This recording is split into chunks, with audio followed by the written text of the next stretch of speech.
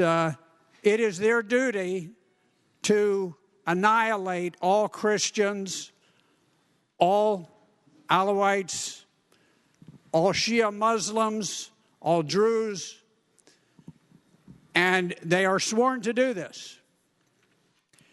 Additionally, more visually, they are famous for taking hostages, and they put the women in steel cages, and they take them around to various places in the city where they think that there might be bombings taking place in response to their mortaring the suburbs of Damascus. These are not nice people, but they have finally been cornered, and they finally had decided that they would surrender Douma. Arrangements had been made to bus them out to areas that they wanted to go to.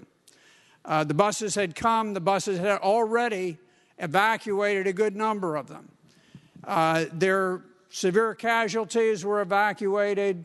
Many of their troops were evacuated.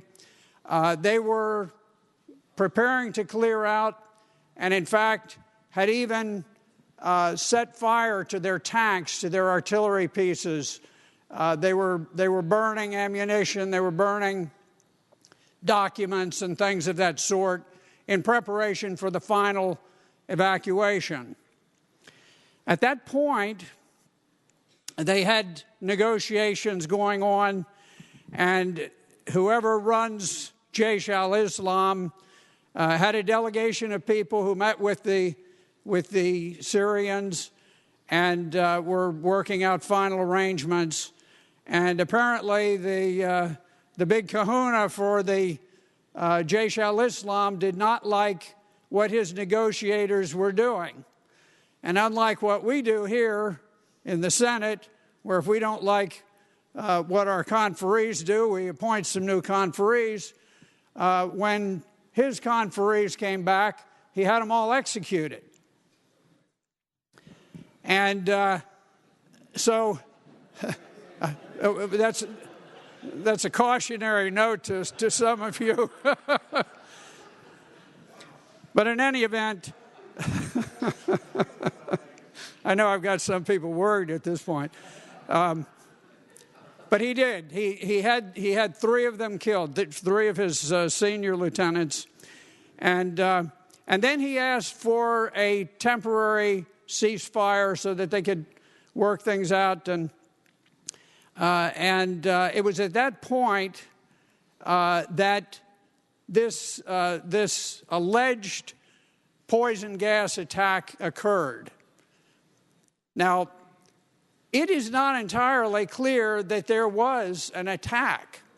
There was a doctor from the hospital, the main hospital in Douma, who has said, "We haven't received any casualties. Nobody has been sent in."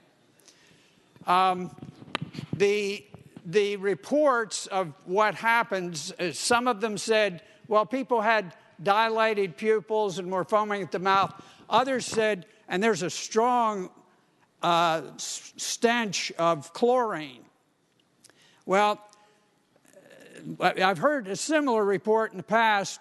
Now, the problem is that sarin gas, which this is the gas that we claim was the reason for going into Iraq. It's a colorless, odorless gas. If it was present in here, not one of us would have a hint of it. It doesn't smell like chlorine. Chlorine smells like chlorine. But anyway, they mixed it all together, and they said, well, it smells like this, it looks like this, it has these symptoms.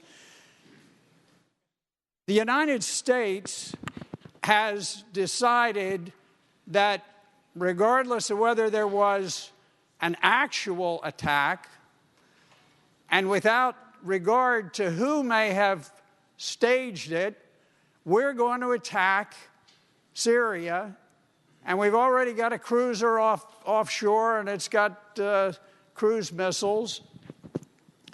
And so we are about to escalate our war in Syria.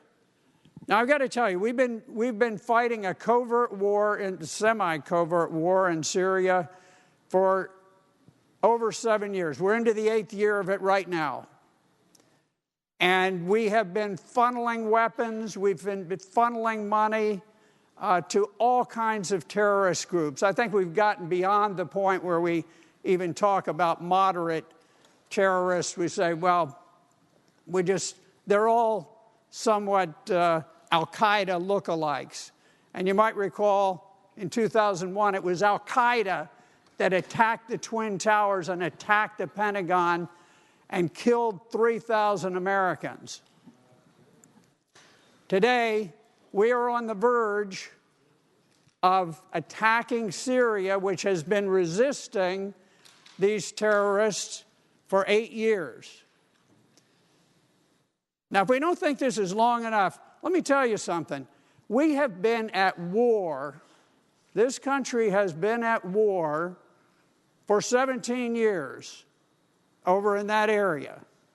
That is longer than the combined tally of the First World War, the Second World War, and the Vietnam War. When we fought the First World War, everybody said, this is the war to end all wars. The war to end all wars. And here we are. Nobody even talks about ending wars. Nobody even talks about achieving peace.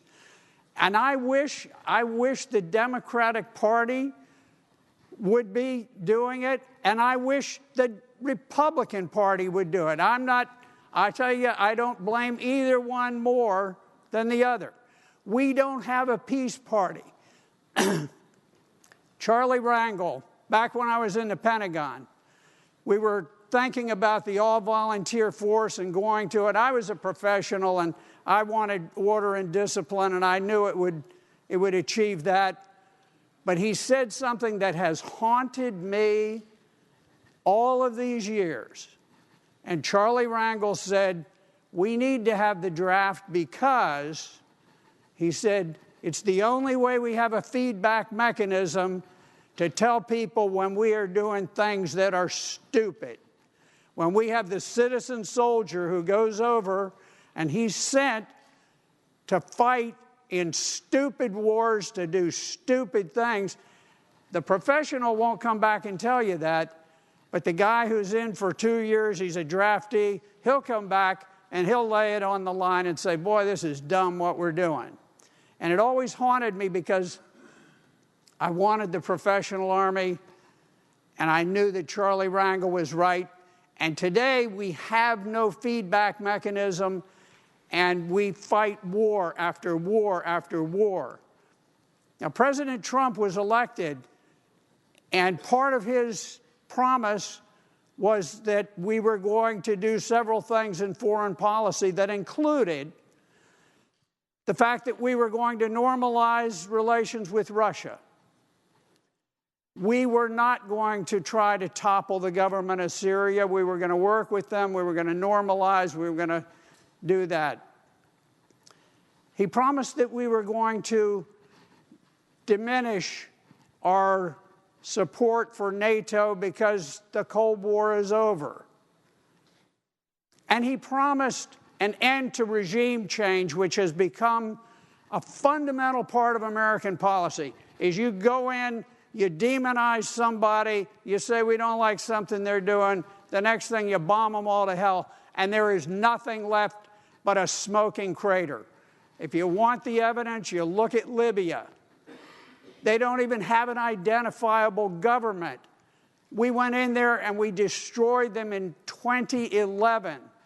And here today, you cannot identify a viable government that functions in the country of Libya, a country that started off as the wealthiest, most stable, most prosperous, and most anti-terrorist country in North Africa.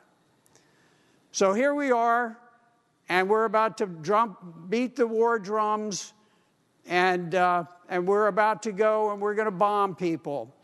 And we're going to say, oh, these are terrible people. But they're not terrible people. They're kids. They're like your kids and like my kids. And we're going to drop bombs and we're going to blow off their arms and their legs. And I've walked through the hospitals and I've seen these guys, and they're putting on a brave face, but just like our troops who go over endlessly to Afghanistan. They're struggling along on stumps where there used to be legs. They're missing arms. They're blinded. And we're going to do this, and then we're going to come back and we're going to beat our chest. And usually the people who send us over there are people who would no more go and risk their lives than they would jump off a bridge. How many of these people? How many Dick Cheneys? What did Dick Cheney say? He said, I was too busy to go to Vietnam. All of these other people, I mean, Democrats and Republicans, I'm not talking, I'm bipartisan on this, but most of the people who send us to war are people who have contempt for the people who go and fight the wars. I love the people who fight the wars, whether they're just or whether they're unjust. But I sat down and I remember I was so stunned when we went into Iraq that I thought this has got to be some sort of a political ploy, because we're going to upset the balance of power and we're going to unleash a horrific amount of violence if we take out Iraq and create a vacuum. And so I didn't say anything. And I thought, this must be something that George Bush is doing. And in the end, when he's finished, you know, at the last minute, there'll be some sort of a resolution of it, and he'll claim victory and so forth, and he didn't. And since then, Iraq, which never did one thing to us, which never had weapons of mass destruction, nothing, 1 million people have died. We started bombing Iraq 27 years ago. We have dropped a third of 1 million bombs. Now, this is as of a couple of years ago. We had dropped a third of 1 million bombs on that country. For what? I cannot identify for you one thing that the American public has gotten out of all of these wars, except for the fact that we have managed to accumulate $7 trillion in national debt from it. Now, when President Obama was in office, the Republicans made great hay on the fact that our national debt had soared, had gone up to $20 trillion. But the one thing that we never did focus on is the fact that $7 trillion of those dollars were wasted bombing people and destroying homes and churches and farms in the Middle East. So, ladies and gentlemen, let me ask you this. They were within an estimated 48 hours of ending the war in Douma. The troops were being taken away. Things were being settled.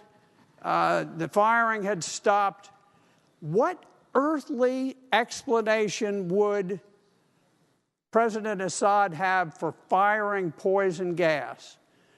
And if he were to fire poison gas, why wouldn't he fire it at enemy troops? I ask this over and over again. Every time one of these false flag attacks is rigged up, I say, okay, you've shown me people. Why isn't there any allegation that we're firing at troops? Why is it always people strolling baby carriages? Ladies and gentlemen, we are on the verge of escalating the war after 17 nonstop wars nonstop years of war. We need to get out. If the United States will simply get out of there, then I think things will be worked out. But instead, we continually work towards war.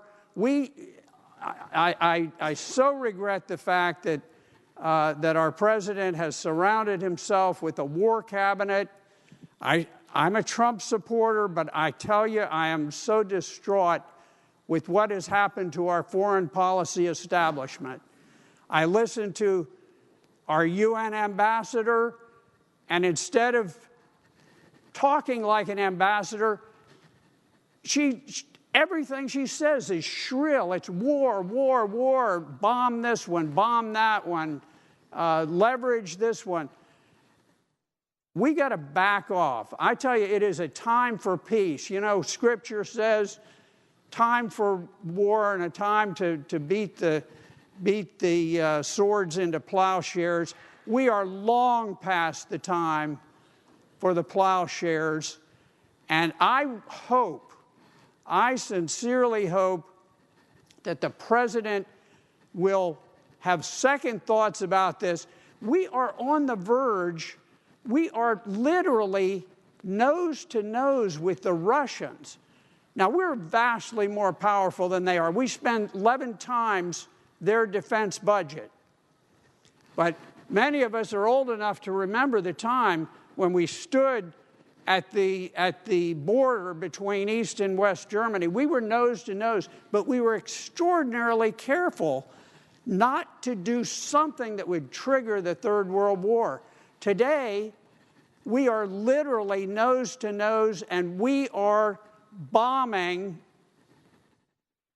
areas where we are killing Russian soldiers, and we risk triggering something that goes out of control like it did in 1914, and we had a minor incident that triggered the First World War and led to the Second World War.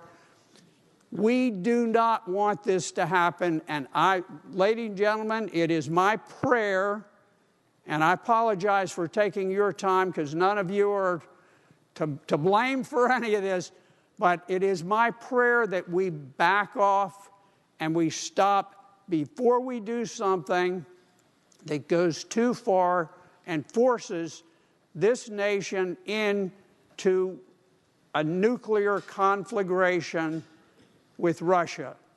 They may not be powerful conventionally relative to us, but they are roughly comparable to us in terms of nuclear power.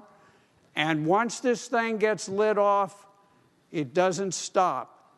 So, ladies and gentlemen, I hope that those of you who, and I'm sure there are many who disagree, but those of you who do agree, I hope that you too will pray as I do for peace and for us to draw back from the precipice. Mr. President, thank you, and again, my apologies for taking your time on a day when I know everyone wants to get back home. Thank you.